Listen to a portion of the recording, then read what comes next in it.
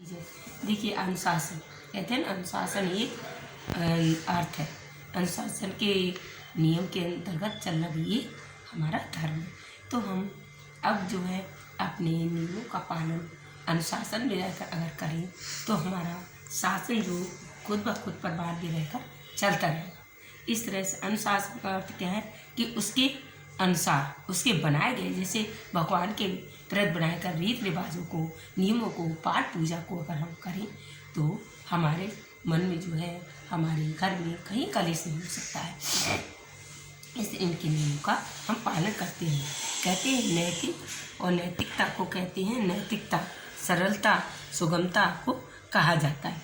नैतिकता नीति से बना हुआ शब्द है जिसका अर्थ होता है जीवन में सरल और सुगम बनाना। इस तरह से प्रत्येक मनुष्य जन्म से ही सरल और सुगम होता है। जैसे कि जब बड़ा हो जाता है तो उसमें विकार आ जाते हैं और बुराई देखने के लिए संयम, नियम, अनुशासन और सबकी आवश्यकता पड़ती है। इसलिए अनुशासन दो प्रकार की होती है, एक बाहर अनुशासन और दूसरा भीतर। इस तरह से आंतरिक अनुशासन, बाहर का अनुशासन दिखाई देने लगता है और भीतर का हमें अपने अंदर दिखाई नहीं देता है। इस तरह से हम अपने अनुशासन को बनाए गए भगवान के नियम के अनुसार ही अपने जीवन को ढालें और इस तरह से हमारा अनुशासन स्वयं खुद ब खुद चलता रहेगा। बाहर के अनुशासन के लिए व्यायाम करते हैं, लेकिन भीतर के अनुशासन के लिए प्राणायाम करना पड़ता है। भीतर को अनुशासन तभी आता है जब अपने मन में उठकर खड़े रहें, आगे बढ़ें, बनने की प्रेरणा करें, क्रोध न करें, प्राणायाम करें और नियंत्रित से अपने अनुशासन में नियंत्रित रहें।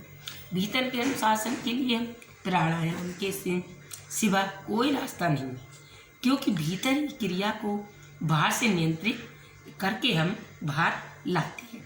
और आजकल अनुशासन का अर्थ गलत लगाया जाता है।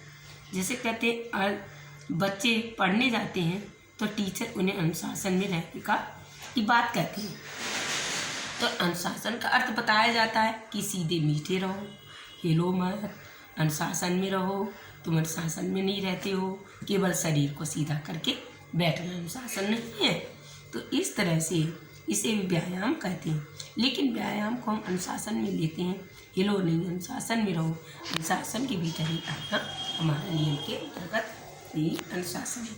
इस तरह से हम अपने अनुशासन के भीतर से, अगर कोई व्यक्ति शिक्षक से अथवा कमांडर से भय करता है तो वो कहता है सीधे खड़े रहो, तो इस अनुशासन में रहो। इसके कारण ही हमें अनुशासन सही दिखाई देना चाहिए। इसलिए जहाँ भय होगा वहाँ अनुशासन नहीं होगा। पतंजलि के संयम, नियम, आसन की बात और आसन की बात तो यही है कि नियम, पूर्ण नियम का पालन, अनुशासन करना ही नियम। इस तरह से हम विरक्त हो जाएं, काम, क्रोध, लोभ, अहंकार, विकार को न आने दें। इस तरह से अपने नियम का पालन करें, अनुशासन में रहकर करें, जिससे काम, क्रोध, लोभ, मोह हमें नियंत्रण में रखकर हमें सिखाया जाता है। इस तरह से हम अपने काम, क्रोध, विकारों को बाहर निकालें और नियमतापूर्वक अनुशासन में ही रहें, अपने जीवन को अनुशासन डालें। हमारे ये आपका जो अनुशासन का पॉइंट आज लाइक किया हो, सुना हो तो सब्सक्राइब करें।